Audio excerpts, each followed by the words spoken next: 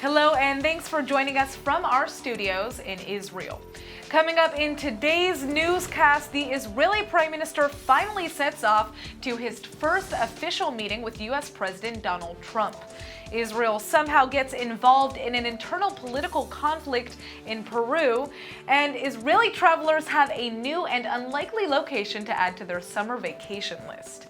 I'm Natasha Kirchuk here with the latest news in Israel.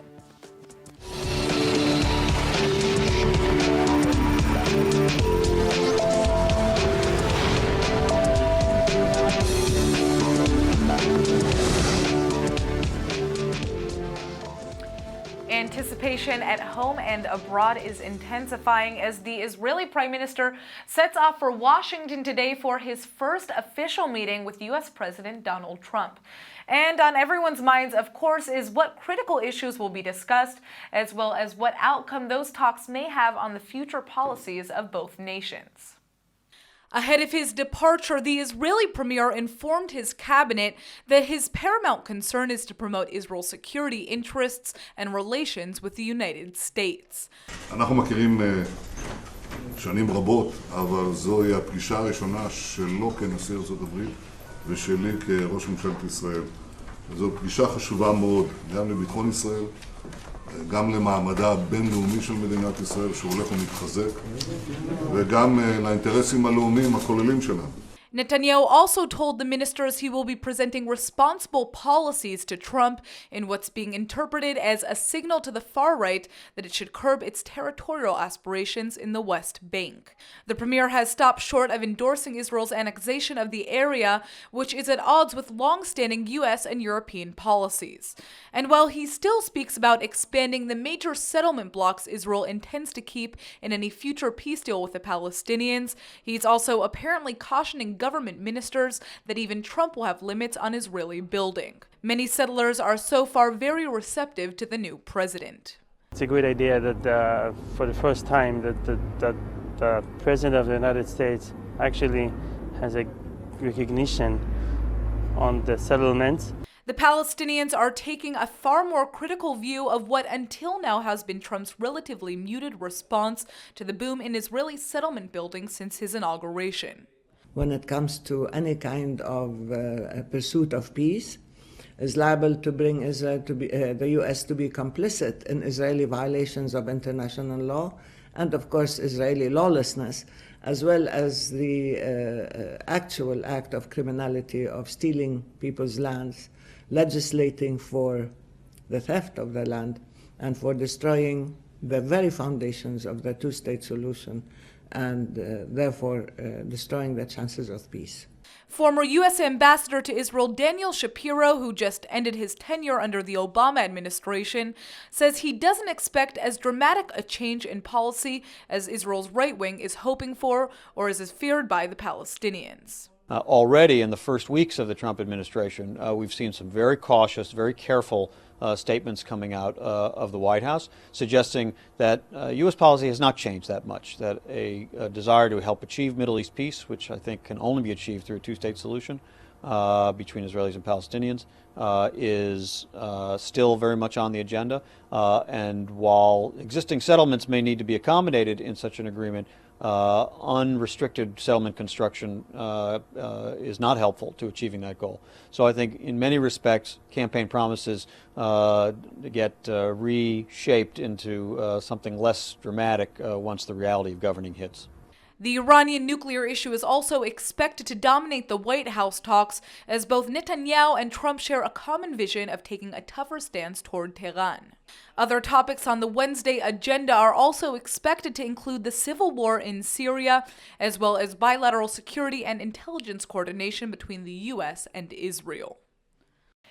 In the run-up to the White House summit between President Trump and Prime Minister Netanyahu, a top leader of the American Jewish community was in Israel to consult with the top leadership in Jerusalem. Malcolm Hoenlein sat down with ILTV's Steve Leibowitz and spoke frankly about the new U.S. president and the deep fractures Trump's election has caused in the Jewish community. What was your first thought on Holocaust Remembrance Day when you saw the White House statement that neglected to mention Jews?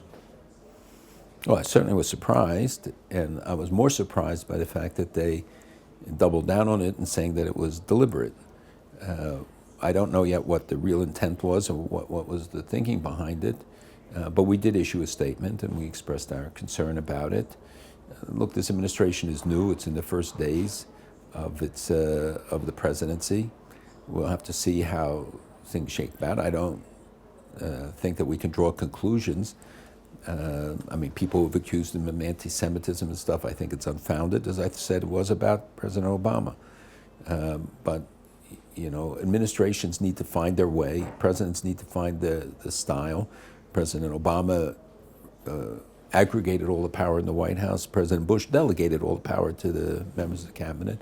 Every president finds his own way. I have a rule that I don't go to Washington until everybody knows where the bathrooms are, because I think you got to let people, it has to settle down and players shift, roles shift. You have a very strong cabinet, very pro-Israel cabinet by and large, and people we've worked with for years, and people like Pompeo has a great record, Mike Pence, the vice president, have great records, the generals who really get it on Iran and other issues. And we'll have to see how they work together, how all of the pieces fall into place. And for that, they need some time. Obviously, we are concerned about some of the forces that were unleashed during this election on the extreme left and on the extreme right. I think it's stuff we have to study and deal with to see that these things exist in America, and maybe it's better that it has now the limelight on it, because, you know, these things then operate quietly and often like the dark so that they can spread, but exposing them and then addressing them. And largely, the measure of a society is not that they have haters, but how those in authority deal with those haters, and how everything from the religious leaders, political leaders, media, and it starts at the top. And you know, obviously it's a matter of concern, and we have to see how it plays out. The sense that I get from the American Jewish community, from different voices in the American Jewish community, including leaders, including the ADL and certainly the Reform Movement and others, is that there is a very, very deep fracture. There are a lot of Jews, organized Jewry, that is extremely upset Absolutely. with the Trump presidency in general and with its policies in particular. Absolutely true. I think you're right. There is a deep fissure. I think people have not come to terms, and others who can't accept the outcome of the election. And it manifests itself in some of the demonstrations that we've seen and the expressions, although the polls show that a majority of Americans seem to support the president's initial measures. Look, ultimately, we have a president. He's elected. He's going to be there. People will express themselves as they did in the past. Now it'll be sort of role reversal of those who will be critical and those who will be supportive. We also have a congressional race, 2018, which I think starts now, and we will see it more and more manifest. We have a very strong Congress, but our responsibility is to keep support for Israel bipartisan, not to let it get caught up in some of the differences over other issues, and to strengthen, especially on the left, where we have the weakest support, you know, and it goes straight up to the Republican right, where it gets up to the high 70s, 80 percentile, you know, and to target certain audiences that may be subject to influence and misinformation and the disinformation that is so common about Israel. You know, we have real challenges, and we need a united community to address it. The political differences notwithstanding, I do believe that on the vast majority of issues, we can still have a consensus and bring people together to act together on Iran, on the threats in Syria, Hezbollah, Hamas. These are all unifying issues. And there are issues which we will have to find ways to disagree, but to be able to maintain the respect and mutual support. Malcolm Homeline, Conference of Presidents of Major American Jewish Organizations, thank you so much for being with us at ILTV. My pleasure. Israeli defense officials are voicing concern over the worsening situation along Israel's northern frontier with Lebanon and Syria, and this is all amid deepening cooperation between the Lebanese army and the Hezbollah terror group.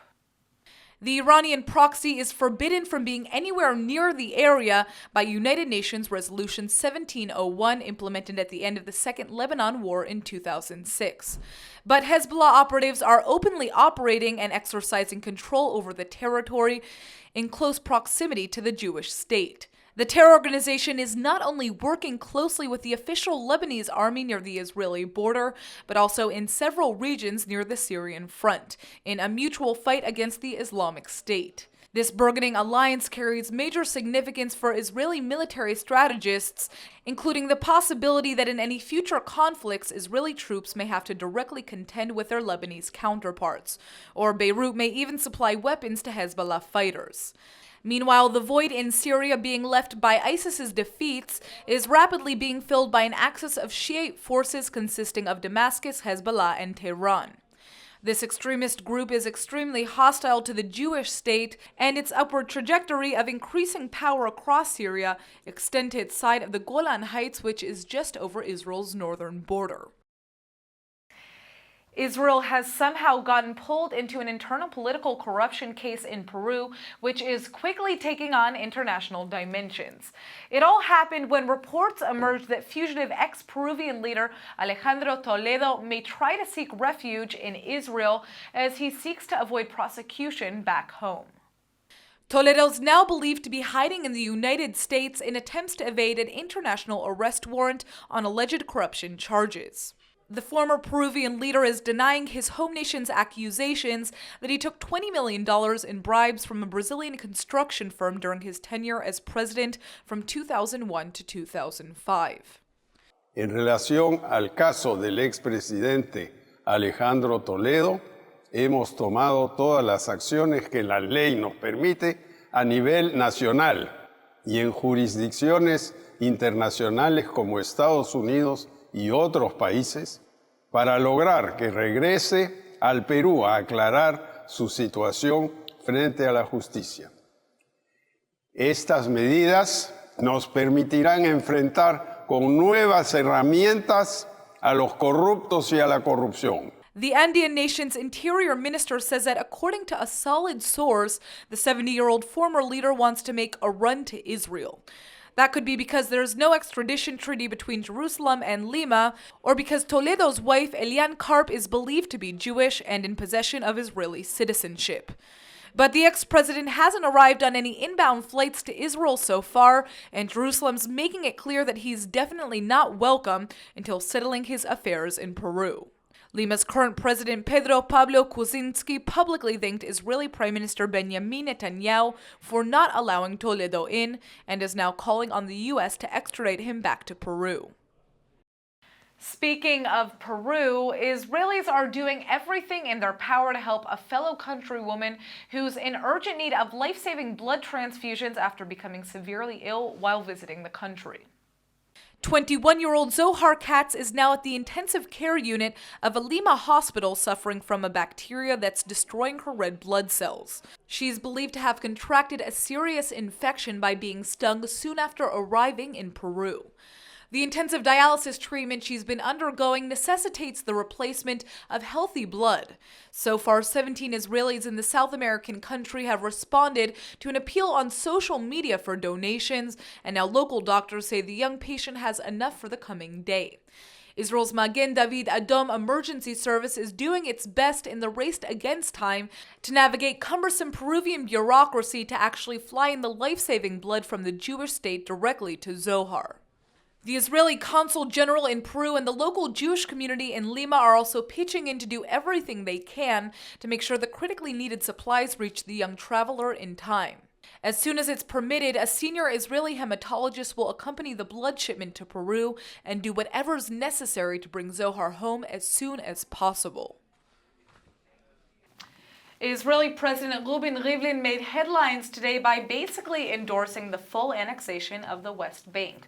ILTV's Aaron Porras joins us with more. Aaron, what does Rivlin mean by these comments? Basically, the president is saying that he believes Judea and Samaria, today commonly referred to as the West Bank, is part of Israel, and that if Israelis, and especially the pro-settlement movement, wants to annex these areas, then that means extending full rights to any areas that Israel makes sovereign. So that means to the Palestinians. During an address to a pro-settlement conference in Jerusalem, the Israeli leader said he believes that all of Zion is Israeli, and that the Jewish state should extend its sovereignty over all of Judea and Samaria. He went on to say that such a move must be contingent on offering Israeli citizenship to everyone living in the areas, essentially meaning the Palestinians. It must be clear, he said, that if Israel extends its sovereignty, the law must apply equally to all. Rivlin's statements are consistent with his earlier criticism of the recently passed regulation law that retroactively authorizes illegal construction in the West Bank. He says that Israel should hold off on applying its legislation to places outside its jurisdiction until it's first decided on whether or not to properly annex the territory.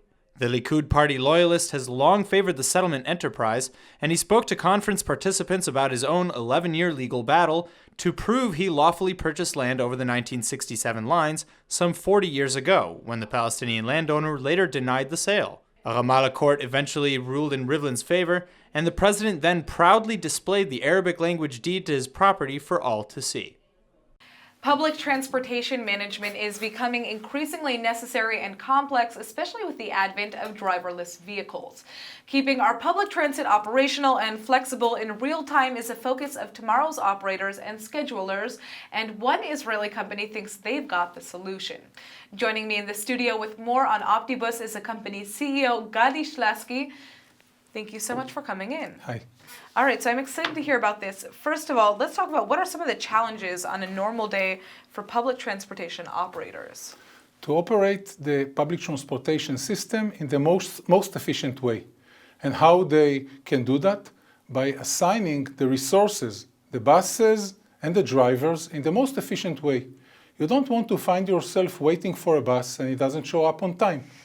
I think I found myself in that situation too many times here in Israel. Because many systems are working in an inefficient way. Absolutely. So what is the Octopus system? What have you guys created to kind of combat this issue? We have a unique technology that optimizes the use of buses and drivers in a blazing speed, much faster than any other solution in the world today. This enables us to build and design the plan in advance in the most efficient way, and then to react to real-time problems and changes while the buses are running in the streets. So when you say real-time, you're talking about traffic issues, accidents, anything that could influence, I guess, buses arriving to their stops on time. We are integrated with the GPS that in the bus. We track the location of the bus and predict if a bus is going to be late to the final destination of the current trip. And if this delay influences the next trip of this bus or driver, then we can reschedule and replace between missions of buses. Right, so that one could go ahead to, yeah, interesting. Okay, this sounds really cool and something that I would really like because I take the buses here in Israel and it can be very frustrating when your bus doesn't come on time. So how will Octopus help out with driverless vehicles more specifically? The driverless vehicles need much more attention than a manual bus. First of all of them are electric buses. So you cannot charge with diesel at night and let the bus drive all day. You need to design the working plan of the bus so at the middle of the day, once or twice, the bus will stop on a charging electricity station and get some more energy to the battery. Then nobody is driving the bus. So you need to send orders to the bus and track the location and control it. This is something that we can do very efficiently. Interesting. What's next? What is the next goal of your company? We are about to see a dramatic transformation of transportation in general and public transportation in particular in the next coming years. We are in front of a big revolution. And one of the main things is flexible public transportation, where the path of the bus, the location of the station, and the timetable will be designed based on the demand that comes from the passengers. You, as a commuter, you will have an app in your mobile phone, and you will tell the system from where to where and when you want to use the public transportation system. It's very good for the first mile, the last mile, to arrive to the train that will take you to the main city, or for local trips. This is going to reduce dramatically the usage of the personal car, and some of the families will be able to use only one car instead of 2 or 3, We'll not see anymore the big traffic jam in the morning. People are wasting a lot of time on the roads, not only here in Israel, everywhere in the world. And this is the future. When the driverless vehicles will join the public transportation, it will be fantastic because no driver, just an autonomous vehicle that stops next to your home, takes you to the train. Then when you arrive to the city, another autonomous vehicle will take you to this studio and you will be very happy. Yeah, and I mean, this is also very important for the environment as well, you know, to make, you know, public transportation more efficient and, make it so that there are less cars on the road. Yeah. All right, well, thank you so much for coming in. This is a very interesting product that you guys are offering, and I hope that it really does change our roads. Absolutely. Thank you. Israel has endured many wars and conflicts with its neighboring Arab states, but without a doubt, its most stunning military victory was in 1967 when it won a major campaign in just 6 days. Now, history buffs won't have to rely on written accounts of the decisive opening round of that war, but they can actually hear it for themselves. As part of 50th anniversary commemorations, a partial soundtrack of that first preemptive strike was just released by the state's military archive. איפה שמוישה פלד נמצא, קיבלו הוראה לא להודיע על שום דבר. Just about the entire fleet of the Israeli Air Force was deployed in the mission, which succeeded in demolishing over 400 of the fighter plans of its most serious enemies before they even left the ground. That opening blow, as one Israeli defense official told ILTV, also pretty much ended the war, and the other 5 days were simply spent wrapping up the details. Now the public can hear real-time communications of the IAF's Operation Focus that effectively put 20 airfields out of action in Egypt, Jordan, and Syria. It began at 7:45 in the morning on June 5, 1967, and what has often been described as one of the most successful airstrikes in military history was over by noon. The Israeli pilots are first heard maintaining complete silence while flying low enough to evade enemy radar toward their first targets in Egypt. Listeners can then hear the distinctive sounds of strikes against 11 airfields. 183 bombing runs were launched within a mere 101 minutes, after which Egyptian participation in the air conflict was completely eliminated. The recordings also include conversations between Israeli military commanders in Hebrew as they discuss that critical first phase of the war that ultimately ended with Israel's acquisition of Judea, Samaria, and the Golan Heights. Even more meaningfully, Jerusalem was reunified and the Jewish people could once again visit the holiest site in Judaism, which they were denied when Jordan seized the Temple Mount in 1948. Now, get this, Israel's travel junkies have a whole new trip to look forward to because North Korea is now planning to issue tourist visas to Israelis. The East Asian nation has come under major scrutiny from the West for its nuclear program, human rights violations, and provocative missile tests. But that's not stopping one Israeli tourism agency. Le Monde Tours now has an exclusive agreement to issue tourist visas for North Korea and will start offering trips come spring and summer. According to estimations from the agency, as of today, only 100 Israelis have visited North Korea on organized trips in the past. Up until now, Israelis interested in visiting the controversial nation have had to apply for entry through Chinese tour agencies. Right now, Le Monde Tours is offering 4 tours throughout April to May and is reassuring travelers that the country's military programs and nuclear research will not affect tourism. Just yesterday, South Korea claimed that North Korea fired a projectile missile into its eastern sea in a supposed effort to advance its weapon program. The Hebrew word of the day is brought to you by the University of Haifa, Hebrew Summer Ulpan, open to everyone. And now for our Hebrew word of the day. Today's word is tzibur, meaning public, because that's what we're part of. We elect p'gidei tzibur, or public officials, live in dur tziburi, or public housing, support musdot tzibur, or public institutions, and ride the tachbura tziburit, to work, or public transportation. We even often get our information from the reshet tziburit, or public network. Again, just try to keep in mind that Chatzibur, or public, is made up of all of us, so before doing something, think about whether or not it's for Tovat Chatzibur or the public good. Let's go ahead and take a look at the weather forecast. ILTV's weather forecast is sponsored by Adopt a Savta, taking care of Israel's lonely Holocaust survivors. Tonight should be fairly cold with a low of 49 or 9 degrees Celsius and occasional rain showers. Tomorrow you can expect some more patches of rain and a high of 59 or 15 degrees Celsius. All right, that's it for today's news. Today's exchange rate is 3.75 shekels to the American dollar. Remember to sign up for our daily newsletter at iltv.tv. Thanks for watching and see you tomorrow.